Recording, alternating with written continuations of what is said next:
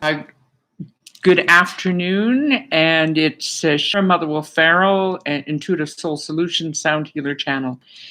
I wanted to come to you regards to there's many intuitives, and we all have a style, and we all have a way of reading, and um, so what I use is numerology, and numerology.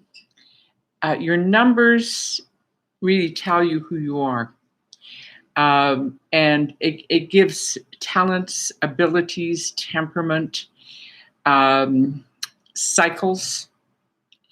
Um, it, it, it, it, it can help a person find what really feeds their soul or their abilities. And the Hebrews and the Chinese studied numbers for many, many years. Numbers are a vibration. It is your vibration. So, it is really, I'm, picking up like a birthday, like January the 8th. I don't know if somebody has a birthday of that who's listening, but January is a 1, which is leadership ability. They can be very independent, very sensitive metabolism, sometimes with headaches or liquor. They can be, they like to be first, they like their space. And the 8th day is administration, business, money, power. If it's a woman with an 8, it sometimes will cause havoc around reproductive areas and periods or hysterectomies. And the 1 and the 8 is a 9, which is humanitarian, service to mankind, emotional, creative, always dealing with an ending or completion. And you subtract that 1 from the 8, you get a 7. And that's a challenge number. That can mean very fussy, keeping things inside, a sense of perfection, wanting your space, that kind of thing. So it is numbers, and that person. So January the 8th, if somebody's listening, which adds to a 9, and we're into 2020 this year, which is a 40, which adds to a 4. And I add the 1. Now, some people numbers, they don't add the 1 to the year, but I would add the 1, which would be a 5. So the 5 with the 9 is actually, that person would be actually in a 5-year cycle here. So it is, numbers are incredible. We carry our psychology in our aura. We do. And it's, just the way the person is in their energy. It shows. It can show from one side of the body to the other. If the person has a lot of tension in the emotional area, or if there's a lot of stress and tension in the work side, the money side, the legal side, or the health side. When I read somebody, I will pick up, often on their partner, and sometimes, the partner can be right beside the person, facing the same way as the person I'm reading, but they're in the aura. They're actually in the aura, or they've got their back turned, and which means another thing. It can mean that there's been some problems in communication, or the person can be on the left side of the person or on the right side of the person, and it's as though, on the right-hand side of the person, I feel that that is sort of dealing more with the past. So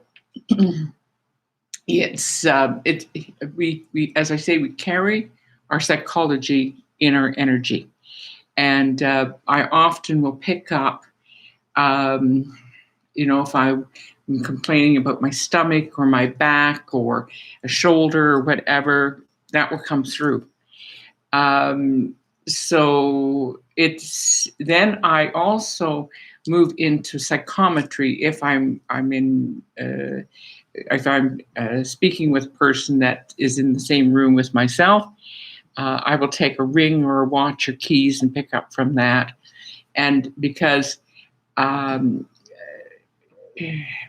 everything, if it's like a piece of cloth, or if it's a ring, or if it's stone that a person has, or jewelry, it holds energy.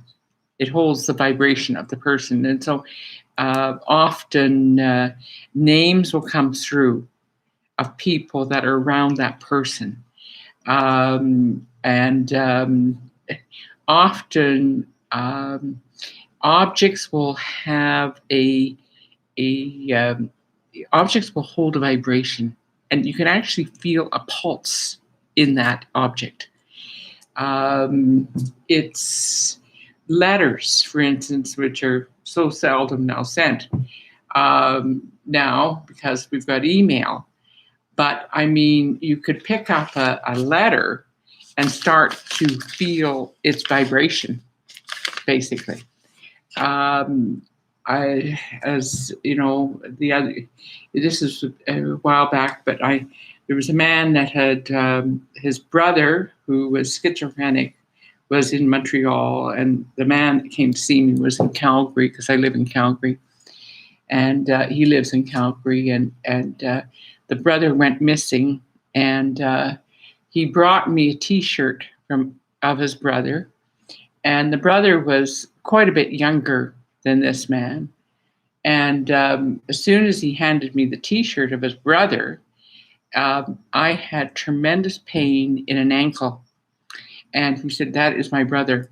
He has that. He had pain there in that area of his ankle." So things hold energy, and and you can often feel things that are, they vibrate. Now and as I say, it carries a pulse. Pictures, photographs. You can be looking at a person's eyes, and they could have passed, and you can tell what is going on in their lives. You can tell through their health area, all kinds of things that can be read from the eyes, and it's or heartache that they have gone through, and so it is really. Again, I remember a woman coming to my class, and I was doing psychometry because picking up an object like a piece of jewelry or a letter or whatever, or reading a photograph, we call that psychometry. And I remember this beautiful woman. She had passed, but you could see the health challenge. I think she had a kidney problem, and that came up in the reading of that photograph. It's a lot can come through because the windows, the eyes are the windows to the soul. So it is really it is everything is energy, and we're all made up of energy, that kind of thing. On the phone, for instance, I do phone readings, or through Skype. It's wonderful to be able to see the person, and but just even in the phone energy of hearing the voice, the voice shares what is you're going through. It shows it you can hear what's going on, in the person's life through the sound of their voice. And it can, it's very powerful. That is clairaudience, and to be able to hear the sound, because with the sound of the voice, it will bring up, the emotional side of life. It will bring through, say, the career, the work area, or the physical side of their lives, that kind of thing. So, so that is clairvoyance, clairaudience. And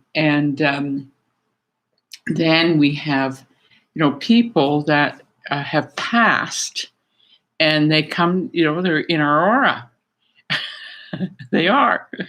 And they're around. They're generally our loved ones who, come. I tell the story about this woman sitting in front of me at a show, and she's a beautiful lady, I think, from Colombia, and dressed in a white shirt, jeans, and she had a strand of pearls around her neck, and I happened to look over her left shoulder, and I said, boy, do you look like your mom? She said, oh yes, I do. I really do look like my mom. Everybody told me I look like my mom. And I said, in fact, and I looked back at this beautiful woman. This woman's older, of course, than the daughter. And I said to her, in fact, your mother is wearing a strand of pearls around her neck. And she said, well, we buried my mother with a strand of pearls around her neck. So the mother was, still in contact with her, and that kind of thing. I mean, I do really feel our loved ones that have gone on are, with us.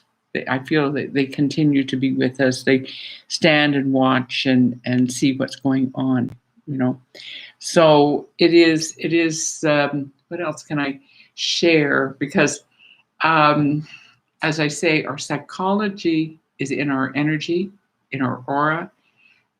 People that are on this life plane can basically, show up, and it's as though, and when I'm reading somebody, like somebody, say their partner or whatever, it's just the way in their energy, and these people can be alive, the way they're standing, the side of the person's body, the subject that I'm reading, one side can be the left side of the person or the right-hand side. That means something to me. The way they stand, or if they're looking towards me or they're looking away, that means something else. And so that can be, that can also, I pick up often body pain and different things, that are happening in the body. And I remember this woman came to see me at a show in Winnipeg, Manitoba, and she was maybe 41. She was a businesswoman, and she sat down in front of me, and I could see a blonde-haired, I think it was a little girl. I saw this blonde-haired, beautiful child in her energy. And I said, I started describing this blonde-haired child in her energy. And she said, oh, that's my granddaughter. And she was a young grandmother. And it was, our loved ones, whether they're alive or they're not alive, or in the spirit world, they often are, definitely in our energy, in our psychology, that kind of thing here. So it's,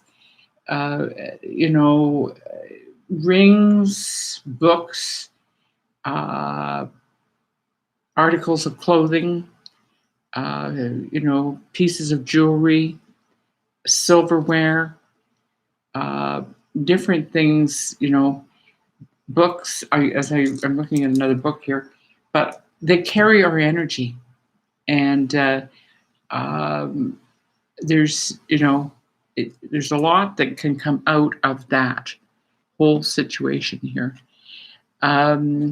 So that I have worked in sound healing work. Sound is phenomenal.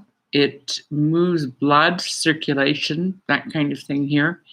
And I studied voice for many years, and I work with my crystal bowls, and because bowls, the crystal bowls actually they actually that frequency of sound goes into the tissues of your body. And there was a doctor, he was an oncologist out of New York, who would take his patients off their meds. They had cancer, and he would give them he wrote the book called The Healing Power of Sound, at Mitchell Gaynor, Dr. Mitchell Gaynor. And he would give them a crystal bowl and have them chant with that bowl, basically. And numerous ones of these patients went into remission. And sound is phenomenal. And it can move depression, pain, basically. And as I say, it moves circulation and it moves molecules, and it can make healing move faster, become faster. Anyway, I wanted to just come and of course mediumship is very important, and they're with us. And anyway, I wanted to just share a little bit about myself and what I do. And I am in Calgary, Alberta, Canada. And I would love to hear from you. I'm wanting to get into a Zoom situation that I can bring people on and work with people and do mini reads. And so anyway, that is what I'm wanting to do here. So Shira Motherwell Farrell, Intuitive Soul Solutions, Sound Healer Channel. And my website is Shira, SHERA, Farrell, F as in Frank, ARRELL.com. And go to my site. I've updated it, and I've still got more things to put on there. But anyway, thank you for listening, and many blessings. And I will see you later. Thank you very much. Thank you.